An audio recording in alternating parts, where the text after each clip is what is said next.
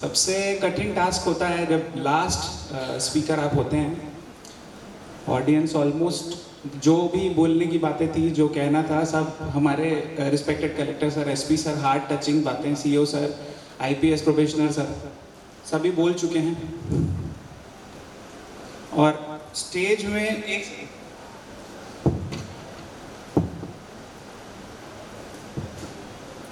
मेरा फ़ोन हर 3 मिनट में बजता है, तो और उसके साथ ही मेरी घड़ी भी झनझनाने लगती है, तो मैं फोकस नहीं कर पाऊंगा। Hence I am going to मतलब एरोप्लेन मोड में मैंने कर दिया है। तो क्योंकि भाई मैं जब भी ऐसे स्टेज में आता हूँ, मेरी स्ट्रगल इतनी लंबी है कि बहुत इमोशनल हो जाता हूँ मैं। तो मैं आप सबसे ये पूछना चाहता हूँ कि क्या आप लोग मेरी कहानी सुनना चाहते हैं?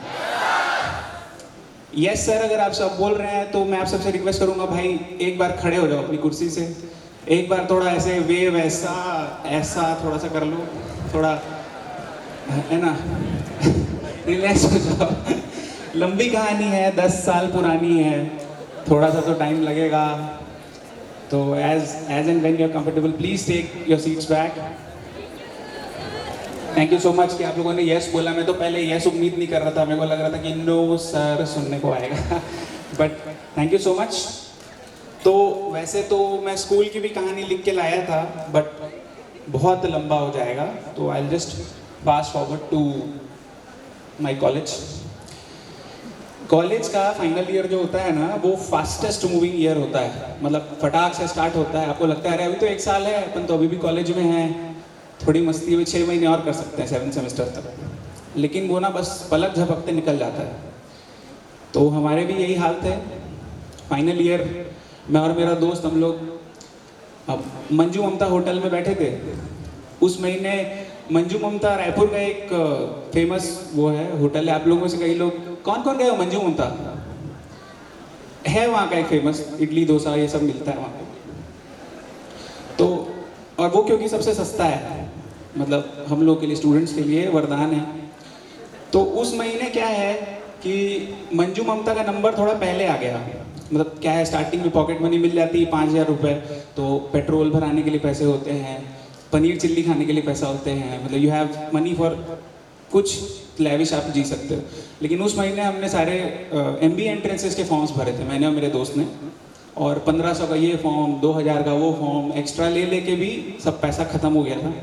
तो हालात ये थे कि बाइक में रिजर्व मोड में था और ट्रिप्सी में हम लोग चल रहे थे। फिर मंजू ममता में एक 75 रुपये का पेपर मसाला डोसा होता है, बहुत बड़ा, 3 लोग मिलके उसको खा रहे थे।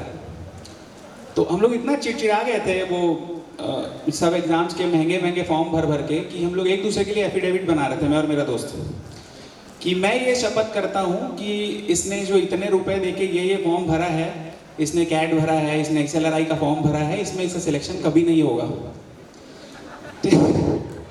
मेरा दोस्त मेरे लिए लिख रहा था, मैं उसके लिए लिख रहा था कि मैं ये शपथ करता हूँ कि मेरा ये दोस्त, इसके पिता, ये उम्र, ये इसका कभी कैट में सिलेक्शन नहीं होगा, इसका कभी UPSC में सिलेक्शन नहीं होगा। रेशो ही इतना घटिया होता है। 10 लाख बच्चे, 5 लाख बच्चे के एग्ज़ाम देना शुरू कर रहे हैं, है ना? और उसके बाद वो लोग उस स्टेज पे हैं कि मतलब उसमें से टॉप 100, टॉप 200 में पहुंचना है। तो ये थी मजाक वाली बात। हमारा एक दोस्त था डॉक्टर, वो तो बस हंसे ही जा रहा था देख के, बट दैट इज दैट। उसके बाद कैट का एग्ज़ाम हुआ और मेरे 98.95 परसेंटाइल आए। I had calls from 9 different IIMs। अभी भी हाथ कांपते हैं देखो बताते हुए बच्चों को, मतलब I am so nervous right now, I can't even bear to you know. उसके बाद कैट का रिजल्ट आने के बाद ये एहसास हुआ कि नहीं, हम भी कुछ हैं, मतलब आई एम समथिंग, ठीक है। और उसके बाद फिर ये डिसाइड हुआ कि नहीं UPSC देना है ना। अब UPSC देना है। उसी साल CSAT आया था 2011 में। अब प्रीलिम्स तो ऐसे ही निकल गया क्योंकि CSAT था, कुछ ज़्यादा पढ़ना वढ़ना नहीं पड़ा। आनन फानन में 4 महीने का टाइम था प्रिपरेशन का, हम दिल्ली चले गए। अच्छा, इस बीच IIM के इंटरव्यू भी हुए। IIM लखनऊ में हमारा इंटरव्यू हुआ। मैं और मेरे 3-4 दोस्त हम लोग गए थे कॉलेज से, और उस इंटरव्यू में हम लोग से बहुत ही मतलब हार्ड क्वेश्चंस पूछे गए थे कि क्यों, why do you want to come into management stream, why do you want to at all do this. तो मैं तो बहुत एडमेंट था। मैं सच बताऊं तो मैं अपने सामने किसी को कुछ समझ ही नहीं रहा था उस समय। मतलब I was so engrossed with my own abilities, अपने उससे इतना ज़्यादा मैं भरा हुआ था घमंड से। मैंने सीधा बोला सर मैं तो आईएएस बनने वाला हूँ, आपको जो करना है कर लो। ठीक है, तो वो भी चिढ़ गए पैनलिस्ट, भाई तुम अगर आईएएस बनना ही चाहते हो तुम यहाँ आए क्यों हो। और उन्होंने मेरे को सबसे खराब मार्क्स दिए। Even then I got into 3 IIMs, मैंने ज्वाइन नहीं किया और मैं दिल्ली चला गया मेंस की तैयारी के लिए। अब फास्ट फॉरवर्ड टू मेंस की तैयारी। अब ऑप्शनल ऐसी ना रोड चलते, आप देखिए आप सबके ना सवाल मैंने पढ़े हैं जो भी आप लोग पूछ रहे, तो मेरी कहानी में धीरे धीरे आपके सभी सवाल आते जाएंगे, क्योंकि 10 साल में मैंने वो हर सवाल एट सम स्टेज फेस किया। तो ऑप्शनल क्या लें, 2 ऑप्शनल का ज़माना है। कोई बोल रहा है पबेड ले लो, कोई बोल रहा है ज्योग्राफी ले लो, कोई बोल रहा है साइकोलॉजी ले लो, कोई बोल रहा है हिस्ट्री ले लो, बहुत बढ़िया है। ठीक है, मतलब ऐसे ही होता है। हम लोग जस्ट गूगल फ्लाइट ले रहा था उस समय के स्टेज वाले 2011, आज से 10-12 साल पुरानी बात है। तो ऐसे ही चलते हुए और भैया क्या ऑप्शनल लेना बढ़िया होता है, तो पबेड फाइनल हुआ और उसको बैलेंस करने के लिए सबसे कॉमन ज्योग्राफी फाइनल हुआ। दोनों अपने आप में बहुत हैवी सब्जेक्ट्स हैं।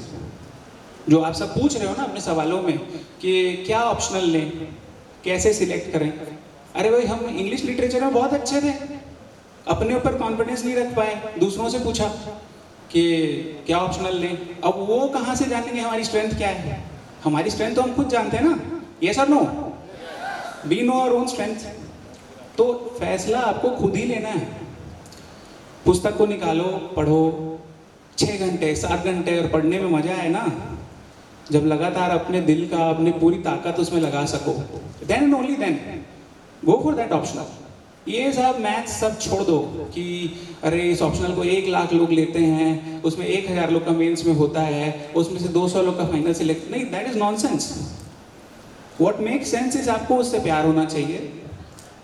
दिन के 12 घंटे के शेड्यूल में 6 घंटे 7 घंटे जब आप ऑप्शनल, 500 नंबर है यूपीएससी में, सीजीपीएससी में खैर ऑप्शनल नहीं है, it's a more balanced exam. उसके चैलेंजेस अपने खुद के हैं। मैं यूपीएससी के ऊपर ज़्यादा बताऊंगा भी नहीं, because I am not succeeded in UPSC, but मैं फेलियर तो मेरा है ना, तो मैं अपने फेलियर के बारे में तो बात कर ही सकता हूँ आप सबसे। तो अब वो पहला मेंस दे दिए और ये मान के चल रहा था मैं कि मैंने लिखा है, मतलब मैं तो सिलेक्ट हो रहा हूँ बस।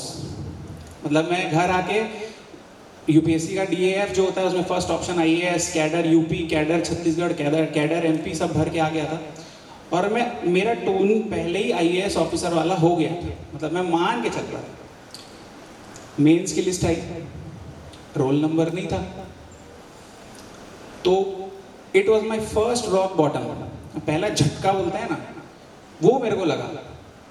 ये पीछे वाले लोग जग रहे हो भाई, वो एक बार प्लीज हाथ उठा दो, thank you thank you thank you. पहला झटका मेरे को लगा। तो अब पहले झटके के बाद अब आदमी ना थोड़ा जागता, थोड़ा सीरियस होता है। ऐसा कैसे हो गया यार, अपना मतलब ये हालत है कि 4000 लोग में नहीं सिलेक्शन हुआ यार, ये दिन देखने पड़े। नहीं, ये तो कतई नहीं होगा।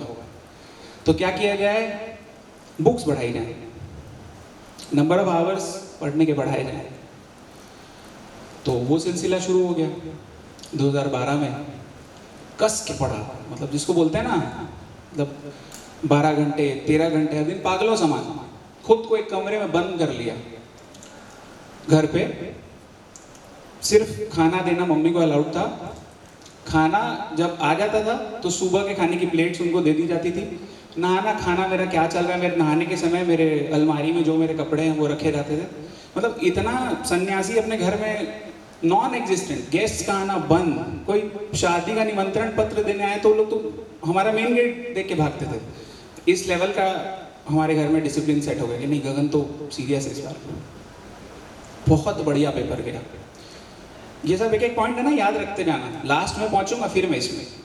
बहुत बढ़िया पेपर गया, इतना खुश, मतलब इस बार तो धौलपुर हाउस अपन मतलब कपड़ा वपड़ा खरीद लिए, white shirt black pant T, मतलब अच्छे कलर की टाई वाई खोजना इंटरव्यू के लिए चालू कर दिए।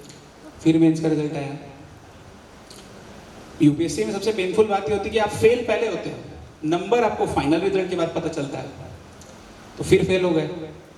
इस बार सारा लॉजिक फेल हो गया। यार इस बार तो पूरी मेहनत किए थे, स्टार्टिंग से किए थे, how did I fail? Marks आए। तो पब्लिक एडमिनिस्ट्रेशन पेपर 1 में एग्जामिनर ने मेरे को 300 में 30 नंबर दिए थे। मतलब 300 में 30 नंबर मतलब समझते हो 10%। मतलब इतना तो आप लोग भी नहीं मानोगे कि मैं इतना गधा हूं कि 10% नंबर दिए गए। मानोगे क्या? नहीं मानोगे ना? चलो ठीक है। तो अब वो निकल गया। ठीक है, अब ये सेकंड एस्पेक्ट समझ लो। मतलब कॉपी तुम्हारा एक दूसरा इंसान चेक कर रहा है, फिर उसकी स्केलिंग होनी है बच्चों। तो इसमें लॉजिकल ये मान के मत चलो कि मैं 300 में 300 का पेपर बना के आया हूँ तो यार 300 में 250 तो पक्का है। वो चेक होगा, दिल्ली यूनिवर्सिटी का कोई टीचर उसको चेक करेगा, उसको आपकी हैंड राइटिंग अच्छी लगती है कि नहीं, आपके थॉट्स अच्छे लगते हैं कि नहीं, है ना? जो बातें बोली जाती हैं वो इसीलिए बोली जाती है कि कंसाइज रहो, शॉर्ट सेंटेंसेस लिखो। वो इसीलिए बोलते हैं जितना अपना व्यू दिखाओगे उतना तुम अपने आप को एक्सपोज कर रहे हो कि तुम किस विचारधारा के हो। वो विचारधारा उसके साथ नहीं मिली तो बी प्रिसाइज। Second learning. अब 2013 आया। अब यूपीएससी का साइकिल ही ऐसा है, एक बार फेल हो गए तो अगले प्रीलिम्स की तैयारी शुरू कर दोगे। ठीक है, फिर 2013 आया। 2013 में हम और अपने आप को कूट पीट के पढ़े और fancy books, planning commission 12 5 year plan की रिपोर्ट आई थी उसी साल, इतनी 4 मोटी मोटी बुक्स, तुरंत ऑर्डर हो गई। अब फ्लिपकार्ट आ चुका था उस समय, तो वो एकदम रट पिट लिए उसको पूरा। उस समय विनोद राय करके सीएजी होते थे जिन्होंने 2G स्पेक्ट्रम स्कैम, नीरा राडिया गेट्स, कोल गेट, ये सब के ऊपर पूरी रिपोर्ट्स दी थी, विस्तृत रिपोर्ट्स, वो पढ़ लिए। एडमिनिस्ट्रेटिव रिफॉर्म्स कमीशन की रिपोर्ट पढ़ लिए। मतलब प्रकंठ विद्वान जिसको बोलते हैं ना, मतलब कि बस रुद्राक्ष लेके ना मैं मतलब तुम लोगों को पूरे इंडिया का बता देता, जो पूछते इतना पढ़ लिया। इंडिया का मैप बना दिए, डिस्ट्रिक्ट्स कहाँ के, कौन से स्टेट में कौन से डिस्ट्रिक्ट्स हैं, क्या है, सब। फिर सिलेक्शन नहीं हुआ। अब समझ रहे हो मेरी मनस्थिति? टॉपर से डिक्लाइन धीरे धीरे धीरे धीरे डिक्लाइन स्टार्ट हो चुका है ना। कॉन्फिडेंस ऊपर से दिखा रहा हूँ कि अरे चलो तीसरे बार में नहीं गया, चौथी बार में होगा। अब तो 6 अटेम्प्ट है, 2013 के बाद 6 अटेम्प्ट आ गया था, अब तो होके रहेगा। अब उसके बाद हर गलती को नहीं, मैं सब सुधारूंगा। अब तो 2014 में क्लियर करना है। बोर तो नहीं हो रहा? नहीं ना। 2014 में हर गलती सुधार दूंगा। मतलब वो रहते हैं ना एकदम। तो मतलब हनुमान चालीसा भी पढ़ना चालू कर दिए और मतलब 2 ठोक अगरबत्ती भी जलाना चालू कर दिए, पढ़ना भी चालू कर दिए, सुबह 5 बजे उठना भी चालू कर दिए, हर चीज। और मेरे बच्चों, मेरा फिर भी सिलेक्शन, ठीक है, मतलब there is no logic, there is no proportionality by which आप ये डिटरमाइन कर सकें कि क्या आपका यूपीएससी में सिलेक्शन होगा। बहुत छोटा विंडो है और खुद अपनी आंखों से देख लो किन लोग से मुकाबला है।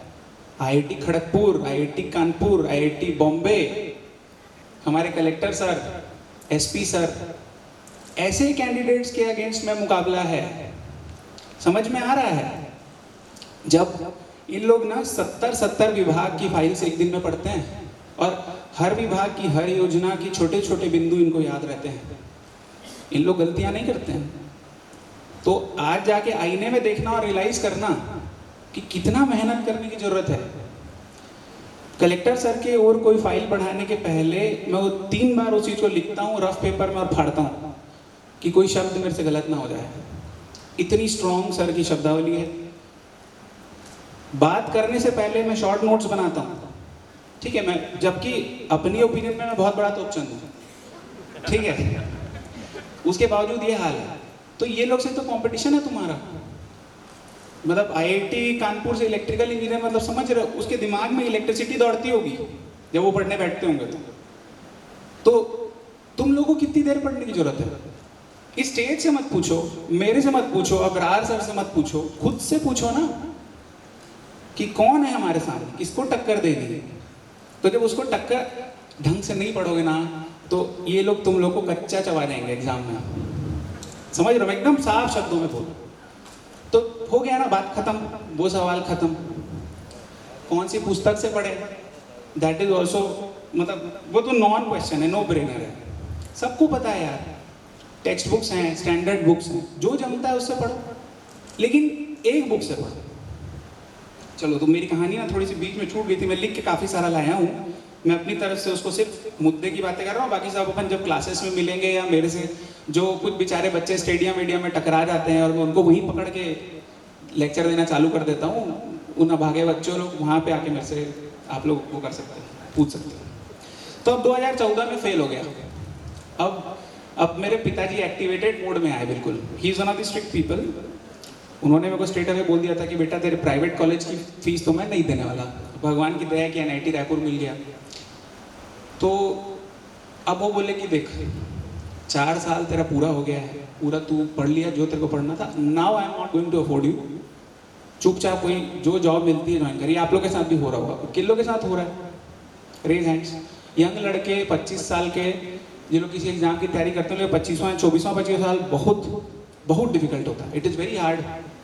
आपसे उम्मीद की जाती है कि आप नौकरी करें, घर को सपोर्ट करें, खास करके अगर आप मिडिल क्लास के हैं तो इट इज़ नॉट ईजी। और आपके पेरेंट्स की कोई गलती नहीं है, महंगाई बहुत ज़्यादा है। और उन लोग, आप सोचो जब आप इतने बड़े से थे, है ना, तब से they are affording you. It is very expensive. वो लोग थक चुके हैं, तो अब समय आपका है। तो गुस्से में, अच्छा, 2014 का फेलियर इतना हार्ड था ना कि मैं भयानक डिप्रेशन में भी चला गया था।